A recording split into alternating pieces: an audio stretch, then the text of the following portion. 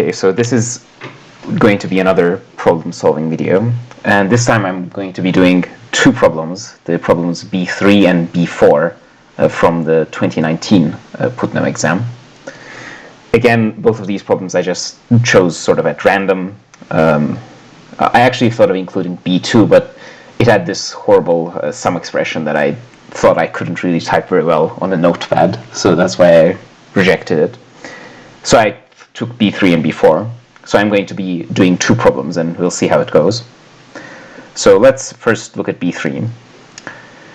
So we have an n by n orthogonal matrix, which is Q, and we have a unit column vector U. We let P equals I minus 2 U transpose. So P is going to be like a projection operator. So let me just check this. So for instance,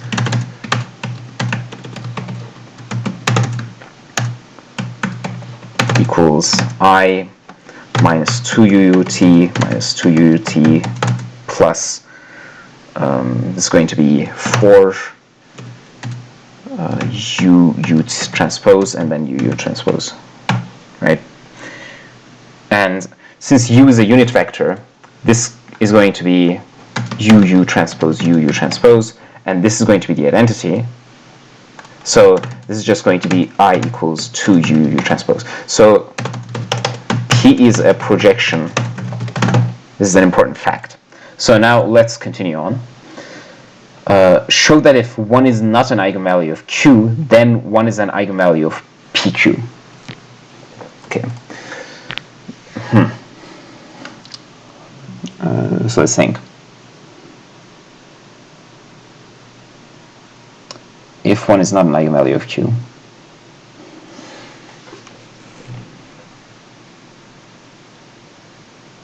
So we're looking for a vector which is going to be an eigenvector for the eigenvalue 1. So we want something which has this property. PQV is going to be equal to V. And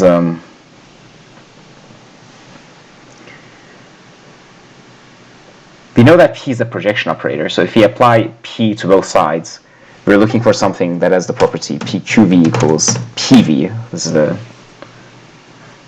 similar property.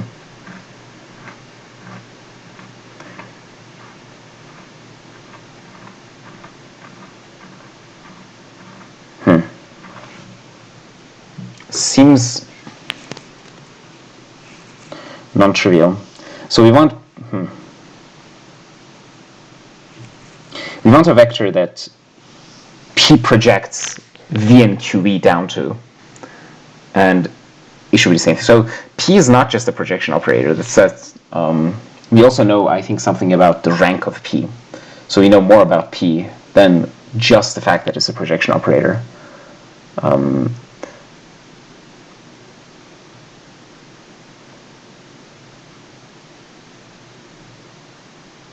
I think we can say that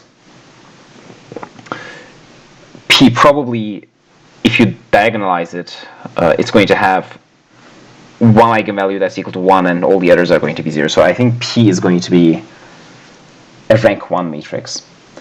So can we prove that? And if you know that P is rank 1, then does this follow sort of easily?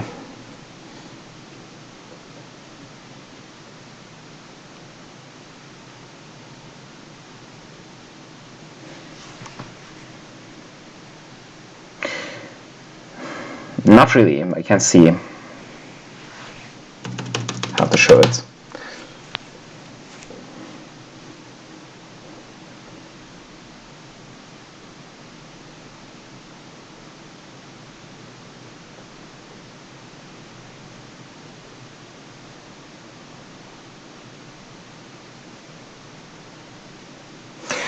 So I guess one idea is what happens if you apply if you compute PU. I mean, U is the only vector we have sort of in sight, so I think this sort of makes sense. So let's compute this.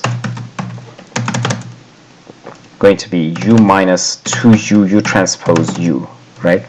And U transpose U is going to be just 1.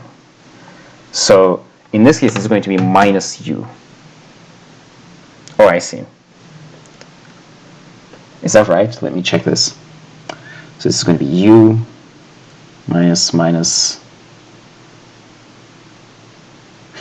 I'm a bit confused because p should not have the eigenvalue -1.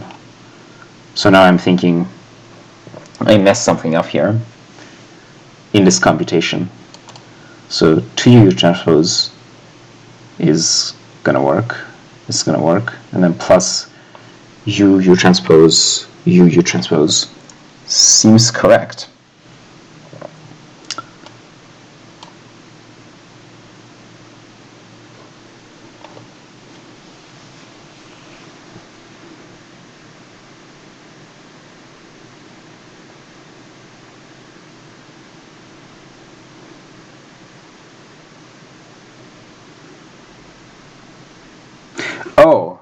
Oh yeah, I screwed this up. Okay, this is false. Oh, what am I doing? Okay, this is false. So yeah, this should be 4. No, sorry, this would be 2 plus 4. So this should be just 0. So this is actually p squared is equal to the identity. Okay, so p is not a projection operator. So p's eigenvalues are actually 1 and -1, and p is invertible. Yeah, I don't know. So I think I got misled because if this was 1 instead of 2, then this is actually a projection operator. But when it's 2, then it's not. Okay. So p squared is the identity, and p is invertible. That's sort of a great help to us. And we know that pu is equal to -u. So we know that p does have the eigenvalue -1. And pqv is going to be equal to v if and only if we apply p, since p is invertible. QV is equal to PV. So we want to show that if Q does not have 1 as an eigenvalue, then we should be able to find a vector V such that this is going to be true.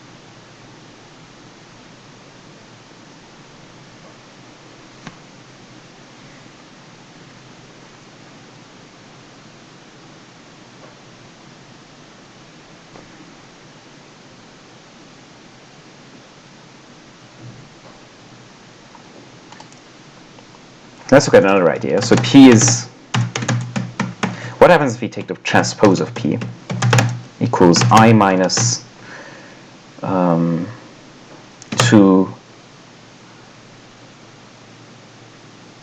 u transpose, right? Yeah, so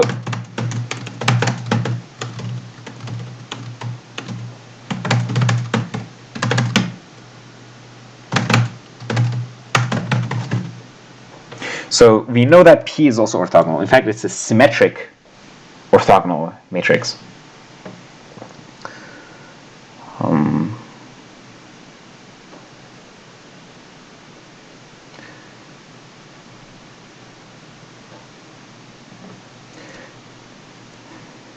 So in particular, it would be diagonalizable, and on the diagonal, it would just have 1s and -1s.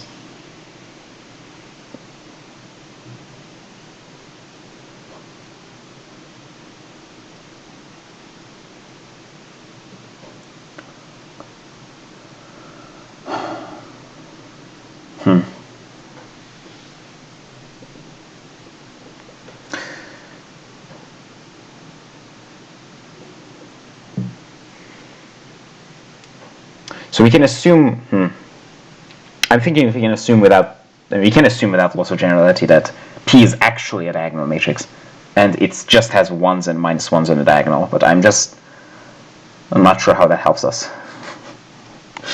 So if n was odd, then no, that doesn't help us. That doesn't help us. So if n was odd, Q would have some eigenvector with either an eigenvalue of 1 or an eigenvalue of -1, but I don't see I have to make progress there.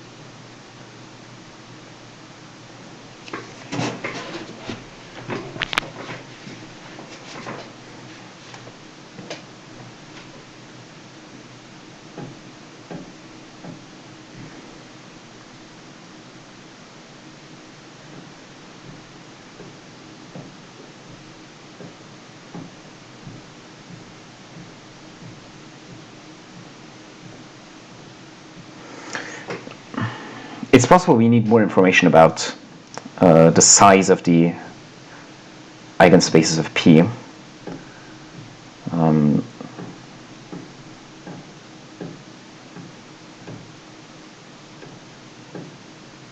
Yeah, so suppose we are trying to solve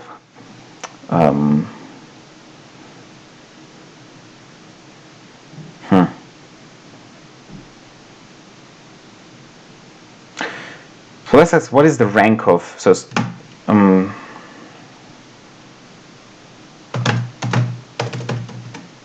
because V means P minus entity V equals 0, or basically 2 to U transpose V. So what is the space of V for which this would hold?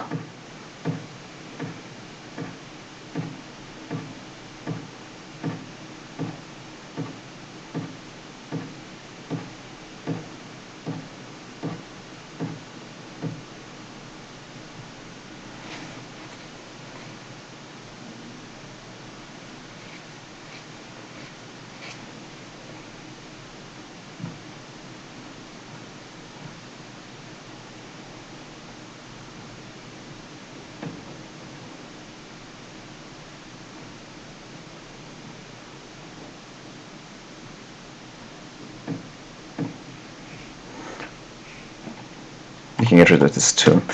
I feel like there has to be like some really easy way to see the rank of this matrix, but for some reason I'm missing it. So this matrix is U transpose, meaning yeah,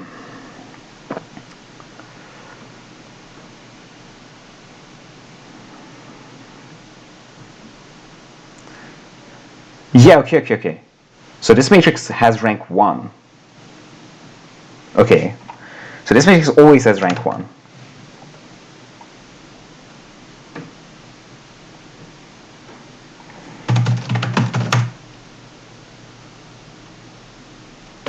V equals U, basically. And when we have V equals U, then this U transpose matrix, yeah, okay. So basically, the null space of this matrix is n minus 1. And so if we go back to the original matrix,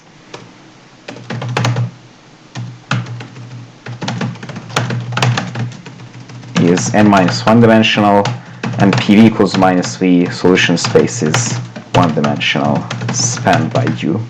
So this characterizes it somewhat better, which means if we diagonalize it, we actually know exactly what we're going to get. We're going to get minus 1 and then all 1s on the diagonal. So we can very precisely pinpoint what P should be when it's diagonalized. And so we can assume P is equal to that.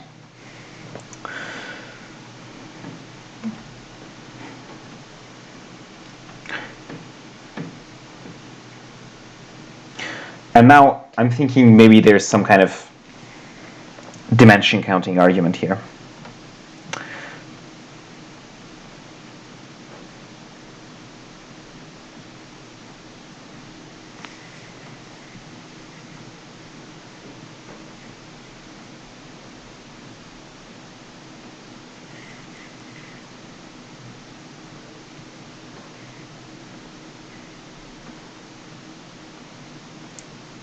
So whenever you apply P to a vector, you no, you don't. Okay.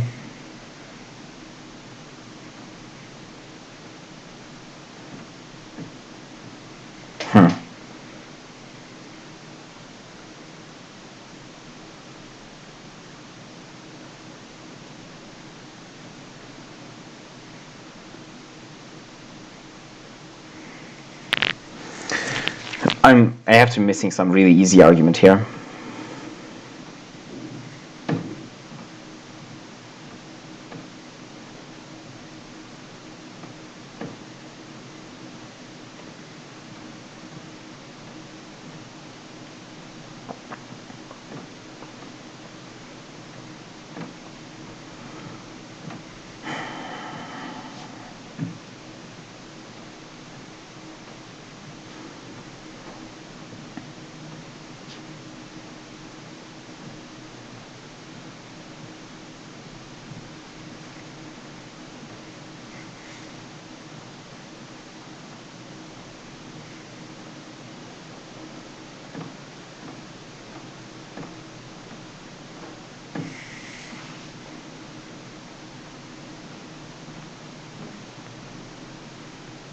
Suppose we let Q, I'm trying to see why we need this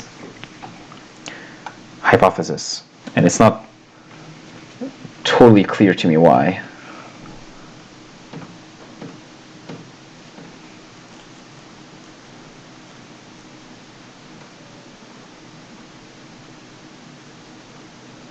So we can think of Q as, so since both P and Q are orthogonal, we can think of Q as rotating. So if we want to be an eigenvalue of P, we want PQV equal to V. So we want, let me get rid of this.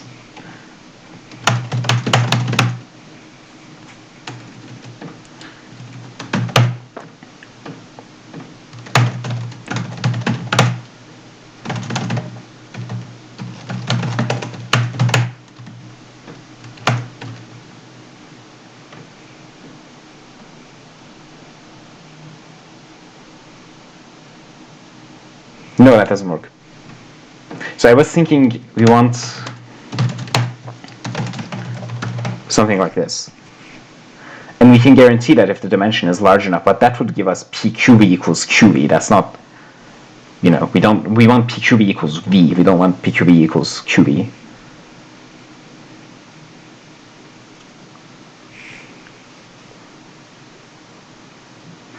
Okay, so maybe that's the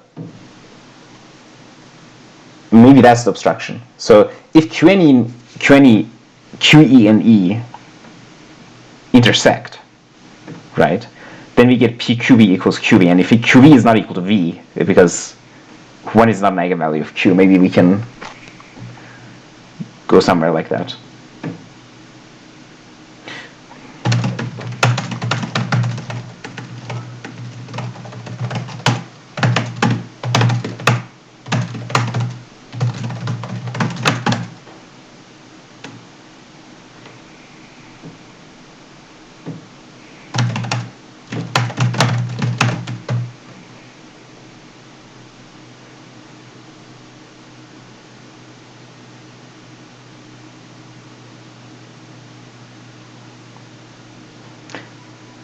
Oh, okay. I think I have an idea. So, suppose we pick.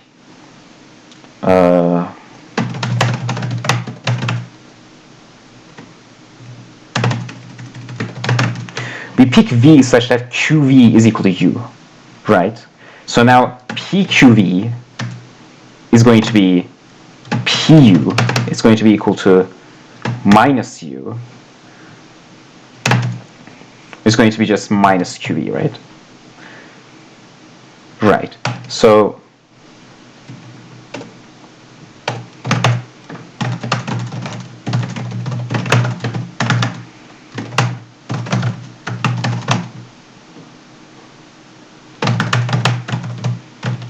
okay. So the eigenspace corresponding to the eigenvalue minus 1 is one-dimensional and is spanned by u. And we know that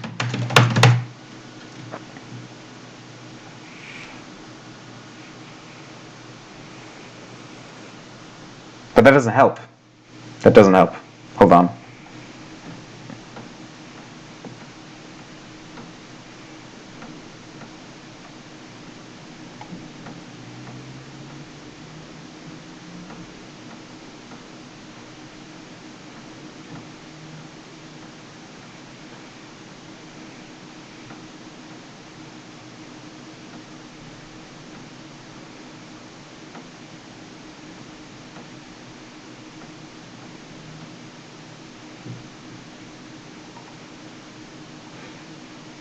Yeah, I thought I got it for some reason, but actually I don't.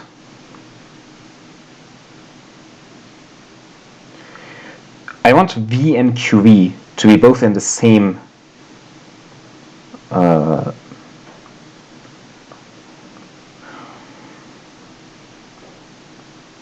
same eigenspace. I want to do some kind of argument with q not having an eigenvalue of 1, but this doesn't work. This does not work.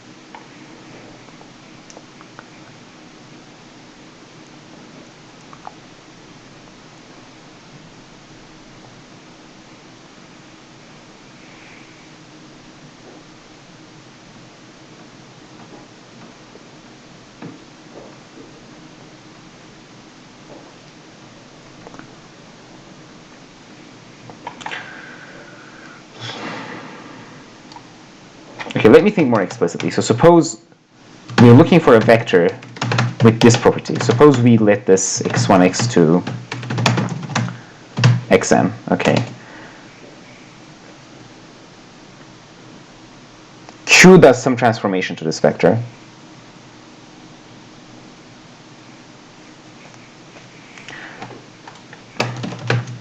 Same thing. So we want basically x1 minus x2, sorry, x1, x2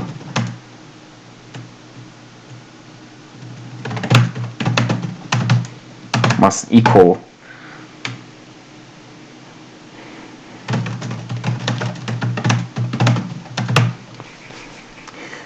and we're trying to solve this.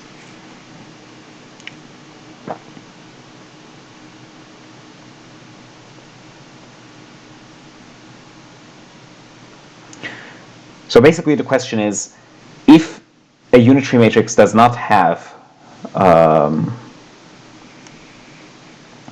1 as an eigenvalue, sorry, an orthogonal matrix doesn't have 1 as an eigenvalue, can we always show that it reflects some vector across the plane x1 equals 0? So can we always find a vector for which it does that? That's seems like a very tricky question.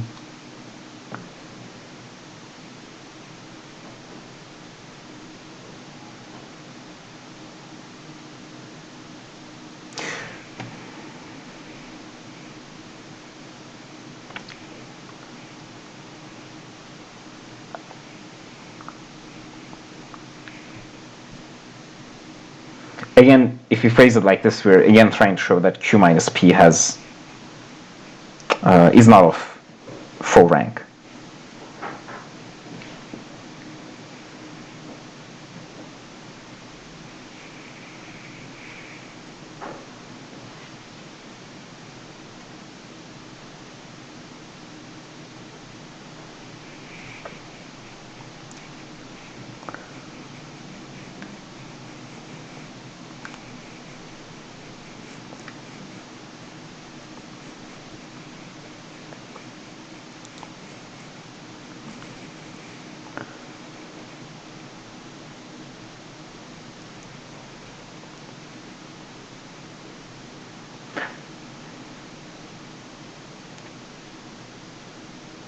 Oh, I see. Okay. So here's another idea. P is symmetric, so Q and Q is orthogonal. So the eigenspaces of P are orthogonal to each other, and Q is going to preserve orthogonality. So it's going to have to map things which are okay. Let me go back. So what can QU be, right? And here I think we can reason like this. So since we know this, and we know that this eigenspace is orthogonal to this eigenspace, since P is symmetric, we know that Q preserves the orthogonality relation. So QU must actually map. No, is that true?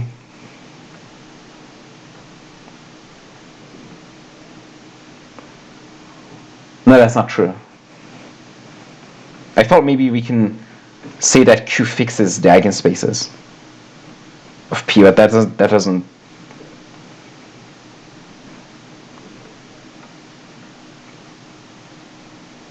seem like that has to be true, which is unfortunate.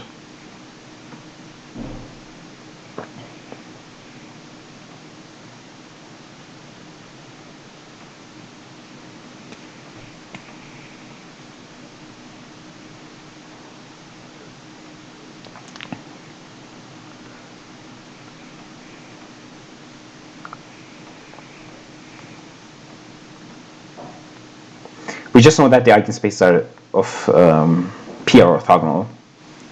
So Q must maintain the fact that they're orthogonal, but beyond that we can't actually say anything.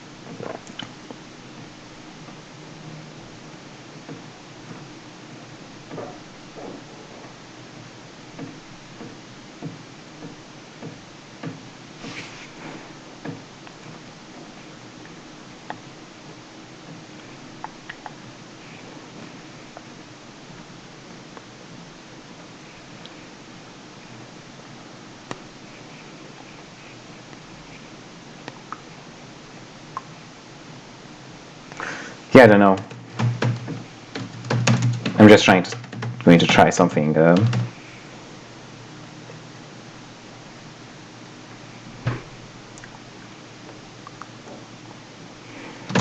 Something a little bit silly. So this is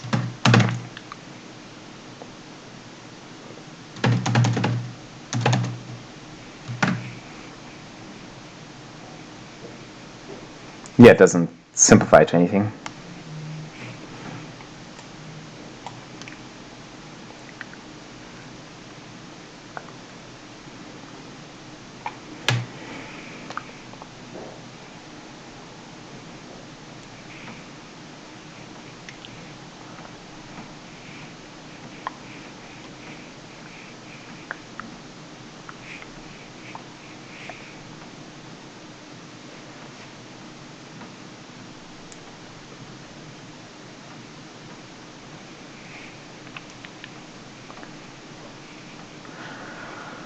I'm trying to think in terms of coordinates to see if I can see any kind of linear dependence between, or maybe q minus p is the better way to write it, between the columns of this matrix, but it seems,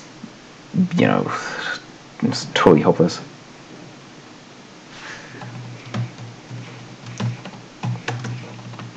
I mean, maybe transpose is going to help. Maybe if I multiply it like this. So this will be q transpose minus p transpose times q minus p. So it would be q transpose q is going to be one identity minus q transpose p minus p transpose q plus p transpose p, which is also going to be the identity. So he gets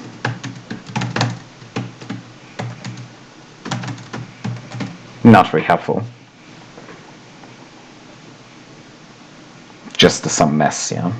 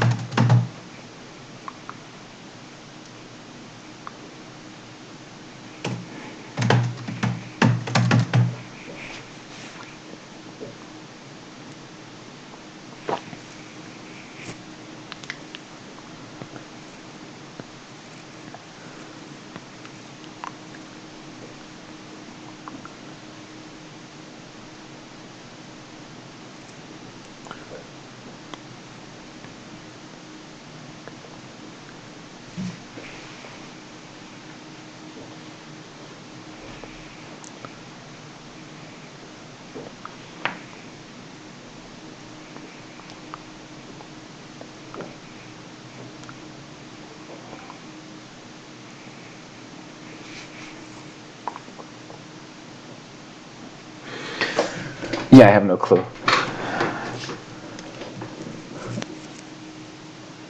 I'm sure the solution of this problem is really easy, and I'm just totally missing it right now.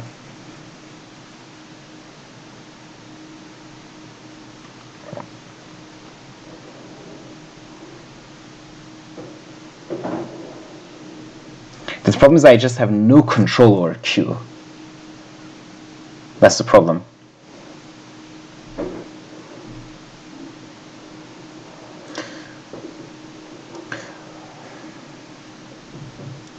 So let me think a very simple example. So suppose Q is just a rotation matrix by some angle, and we take P to be just the matrix minus 1 and 1, so we're taking n equals 2. Can we actually guarantee this?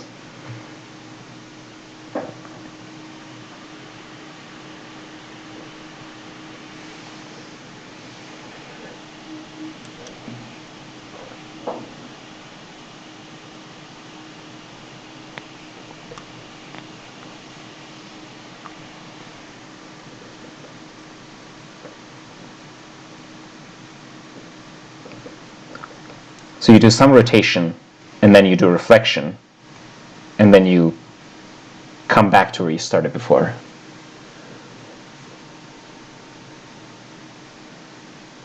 Yeah, you can. Yeah, so in 2 dimensions you can, because you can just rotate from above the x-axis to below the x-axis, and then you just reflect yourself back. So regardless of what the angle is, you can always do that. That's true. So what's the way to express the vector for which that works?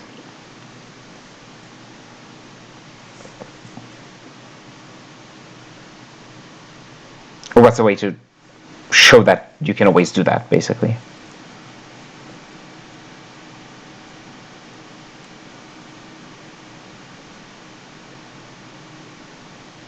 Yeah, I don't know. So in 2 dimensions it's easy to prove, but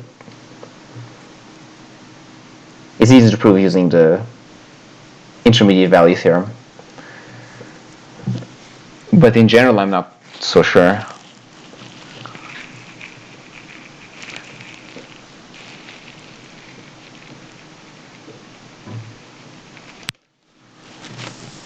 especially since in general we could have rotations across very weird axes. So I think I see why morally the claim is true. And really this kind of approach is, I think, not going to help very much. Because the vector is not really, I mean, for the vector that would work in 2 dimensions is not really in any eigenspace of either P or Q. It's just a vector that you have to show analytically that exists, you know.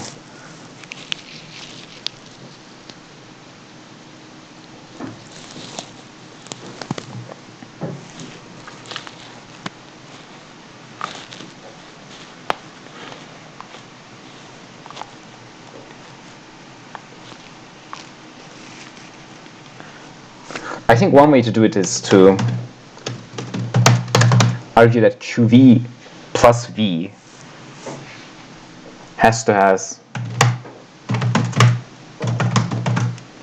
So this might be a more fruitful way. I mean, this is what I wrote before, actually, but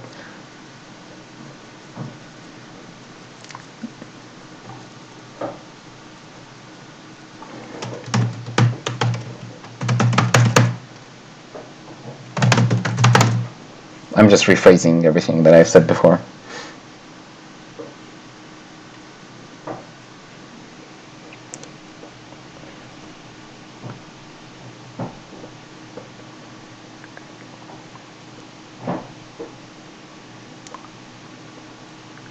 So is it sufficient to find such a vector V?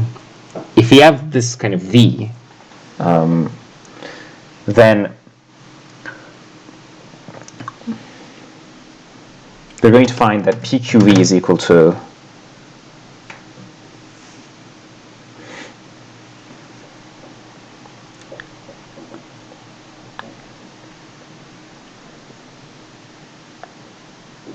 no, QV plus V having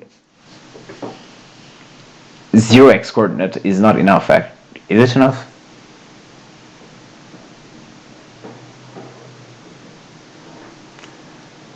Yeah, I think it's enough. Yeah, I think it's enough. So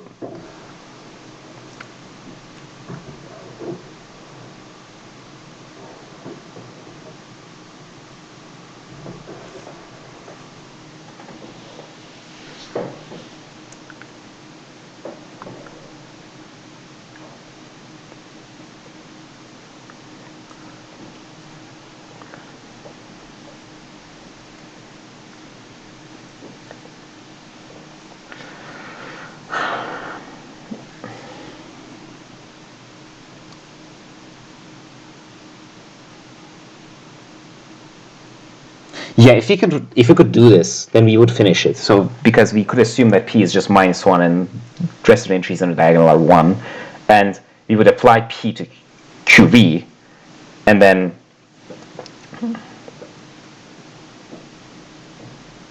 we would know that QV has the other, you know,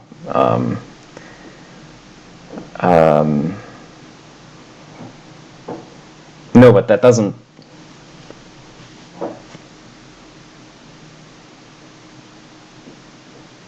It's not enough that the x coordinate is 0, right? Because you could also have some kind of weird rotation happening after that.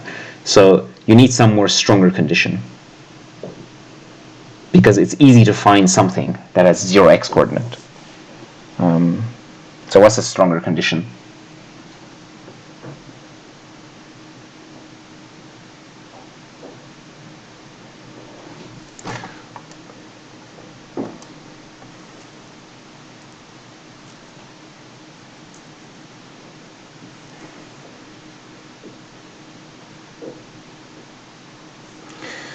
So what you want is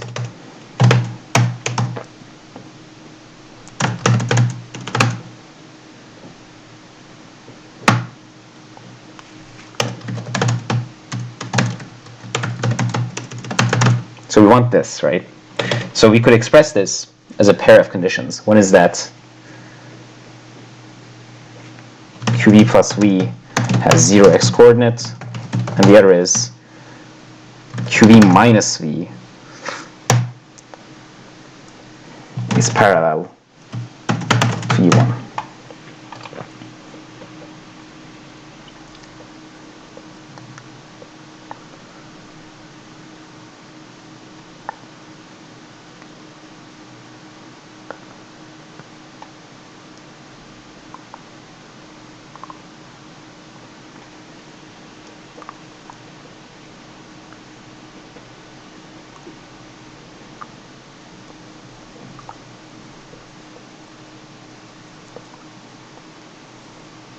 Actually, one of these might be implied by there.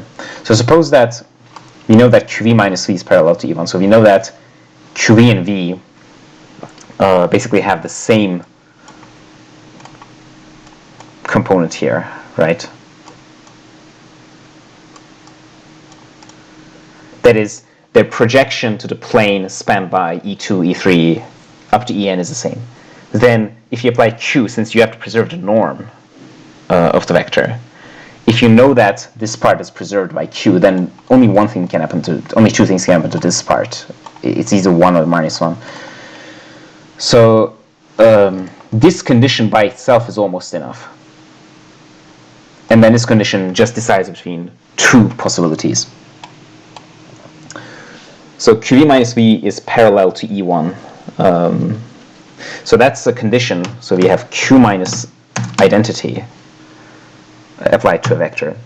And we want, say, this to be equal to E1. So can we find this? Well, if 1 is not an eigenvalue of Q, right, then Q minus I is going to be invertible. So we're going to be able to pick Q minus I inverse E1. And furthermore, we also want this condition to hold. And the idea is does this condition hold? Well, if this condition did not hold, then QV would be equal to V. So basically, this vector, I think, satisfies all the conditions we want. And so the idea is, and E1 here is U. So we pick Q minus identity inverse U as V. Now, let's go through the proof. PQ Q minus inverse U. Right? This is our candidate here. And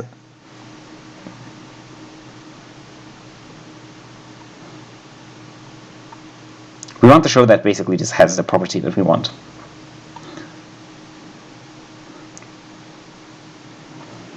I think it does, but you know.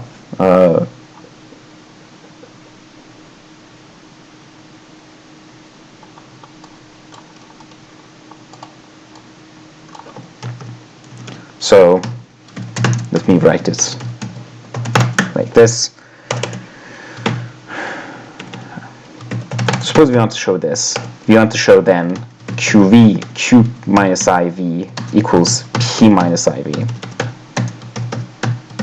So we want to show U equals P minus IV.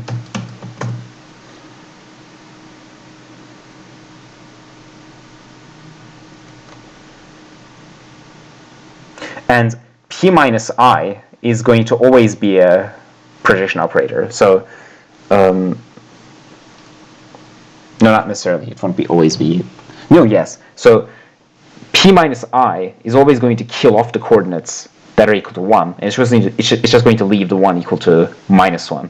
So it's going to take V, and it's going to take the component of V that is parallel to U, and it's going to multiply that by 2. So we end up with something here parallel to U, basically. And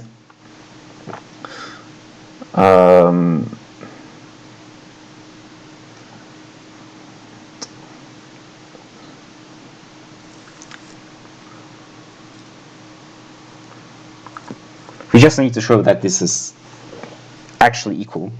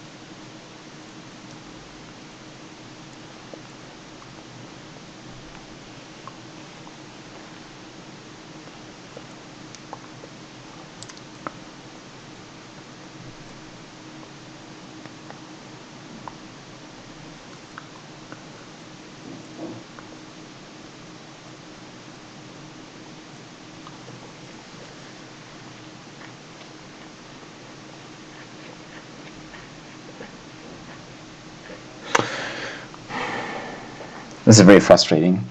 I took much too long with this problem.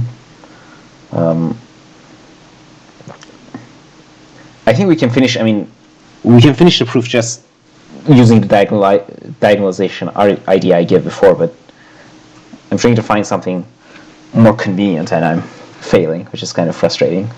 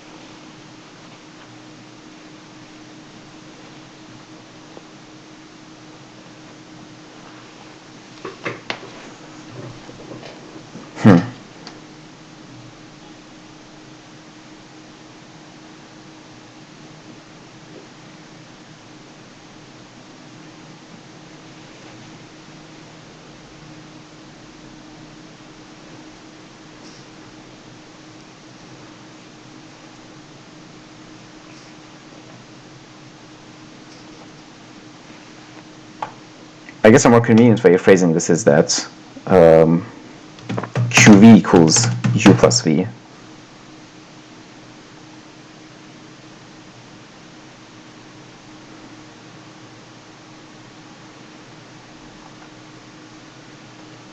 So we want to show that PQE is equal to V. So we want to show that P U plus V is equal to V. So we want to show that PU is minus U, so minus U equals V minus PV. But it's the same thing. We're just ending up with U equals P minus I, V. And this, again, we know that it's parallel to U, but we don't actually know it's equal to U, which is frustrating.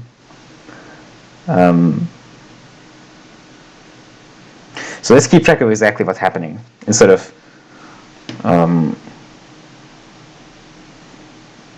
suppose that we write it as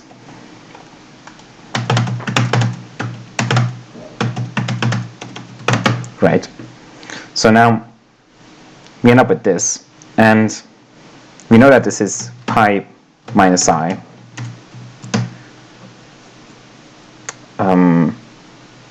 Ku plus V W, and we don't know K.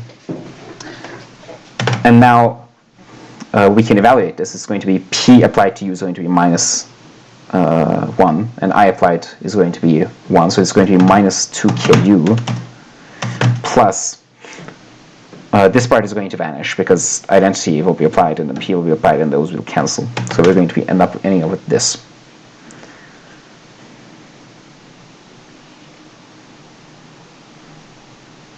So this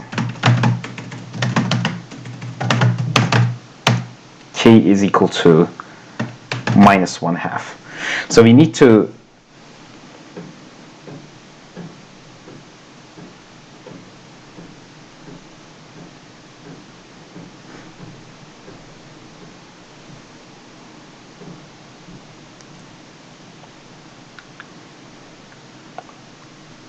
but we can't really choose that. We don't know the value of K.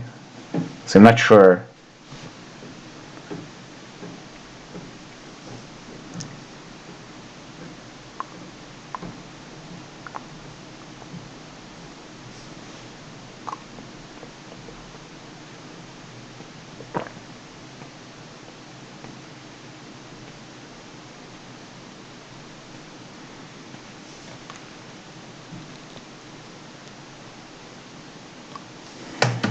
Okay. Let's work out the value of k. So we know that q minus iv is equal to u, right? That's how we choose v. And then we know that q minus I ku plus w is equal to u.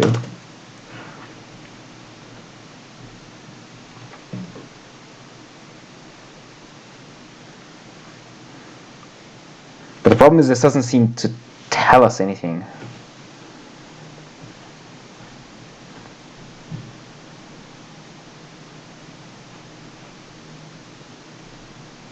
Suppose we force k to be minus 1/2.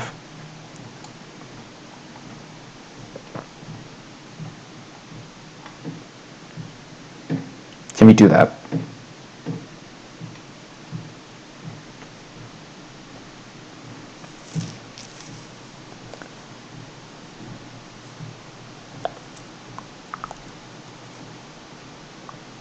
The problem is that it's invertible, so the value of v is going to be fixed. We just don't know what it is, you know?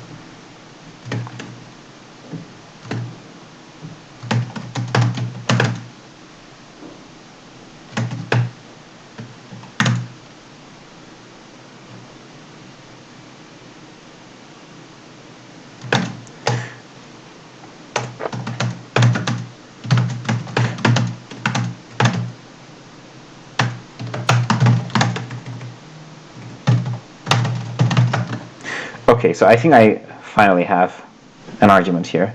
So these are the same norm. So what are the norms of these guys, right? So the norm of this is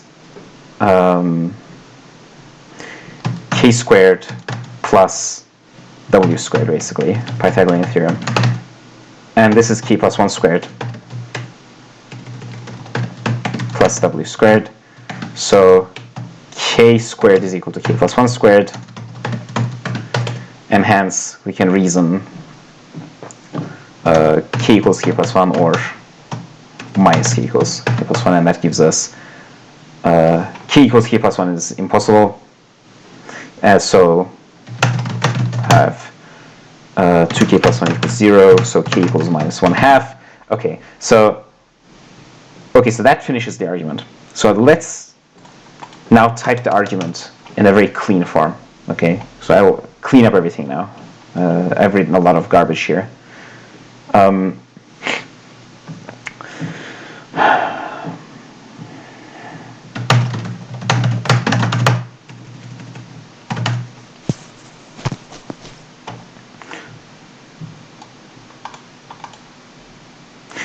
actually, I'm not sure if that observation is necessary. So let's start with the definition. Define v equals q minus I inverse u.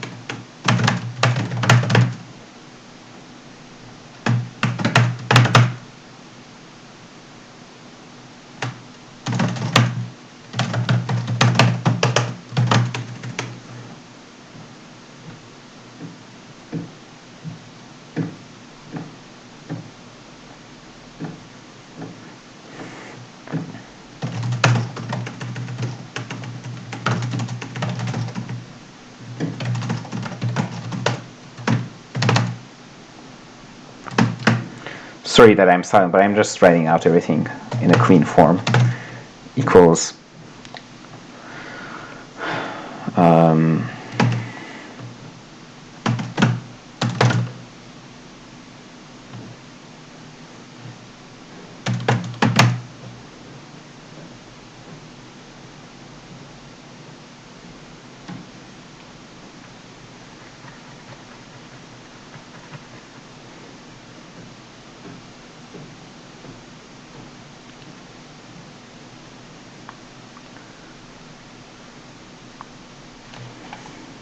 actually, hold on.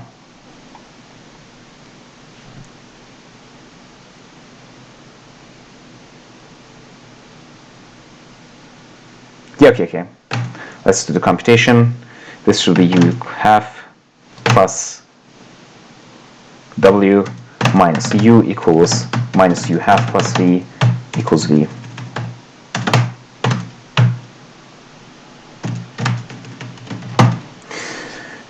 So one last detail is, yeah, and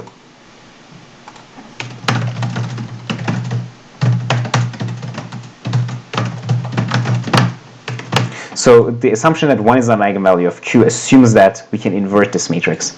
So this is the proof, okay? That took a very long time.